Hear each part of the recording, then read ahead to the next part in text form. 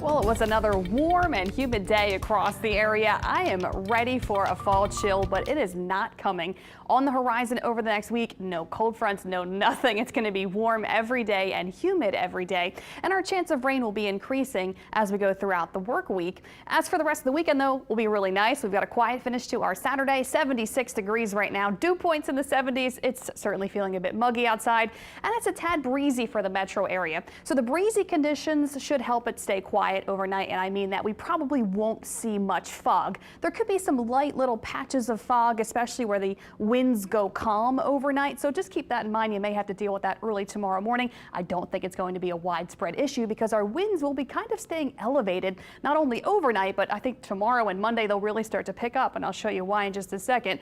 Tomorrow we'll start the day with temperatures in the 70s, and then we'll get back into the 80s. Tomorrow afternoon we'll have partly cloudy skies, another mostly dry day tomorrow, and don't forget overnight tonight, daylight saving time does end. Our clocks fall back 1 hour at 2 a.m. overnight tonight. So tomorrow the sun will rise at 6:17 a.m. and it will set tomorrow evening just after 5 p.m. So enjoy that extra hour of sleep, but the days, they will be getting shorter. Tomorrow, beautiful Sunday, lots of great weather to enjoy, but it will be warm and humid. 85 degrees for our afternoon high.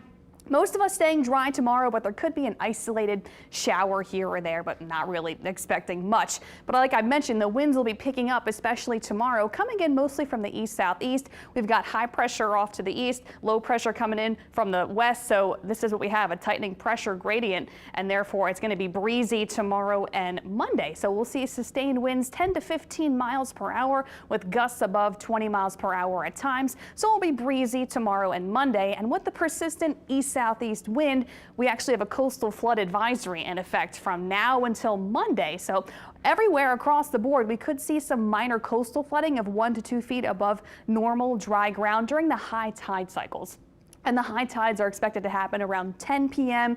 to 3 a.m. in the overnight. So late night into the early morning hours, that's when we'll hit our high tides tomorrow and Monday. So something to keep in mind. Like I mentioned, no big changes. We've got an upper ridge of high pressure keeping us hot and mostly dry.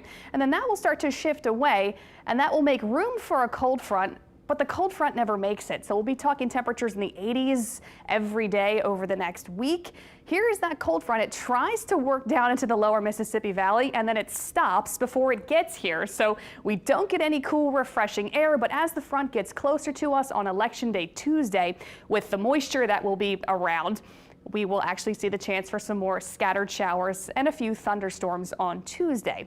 Tuesday is not going to be a washout, but planning for some showers around at least for Election Day. Tomorrow and Monday, I have a 10% chance of rain. That means most of us seeing nothing. 30% chance of rain for Tuesday on Election Day. Wednesday, a little bit drier, but then later in the week, we'll be watching what's going on in the tropics. We could see some tropical moisture that could bump up our rain chances Thursday, Friday, and Saturday. So out in the tropics, I know it feels like we're in August here, but it's November, and that's a good thing. So the tropics are not going to be a huge concern for us because in November, conditions become a little bit more hostile in the Gulf of Mexico. So I'll show you what I'm talking about now. So actually Patty, subtropical storm Patty did develop in the northeastern Atlantic. That's headed east towards Europe. Don't have to worry about that. But this is what we're watching in the Caribbean. Invest 97 does have a high chance of tropical development. So it looks like we could see maybe a tropical depression in the coming days as it moves towards Jamaica and Cuba. This is on Wednesday. And then here is all that tropical moisture getting into the Gulf of Mexico. But the system weakens because we have the drier air, the cooler ocean temperatures because it is November, and the stronger upper level winds, a stronger wind shear. That should help weaken anything that gets into the Gulf, but it looks like some deep tropical moisture could be impacting parts of the Gulf Coast later in the week. Thursday, Friday, Saturday, we'll see where it goes, but I think we're just going to see higher rain chances across the board somewhere along the Gulf Coast later this week into next weekend. Next name on the list is Raphael because Patty already formed. Raphael is the next name on the list, and over the next week, here we go. No big changes, just temperatures every day in the 80s, some better rain chances Tuesday, and then watching the Gulf for that potential tropical system later this week. Make sure you stay tuned.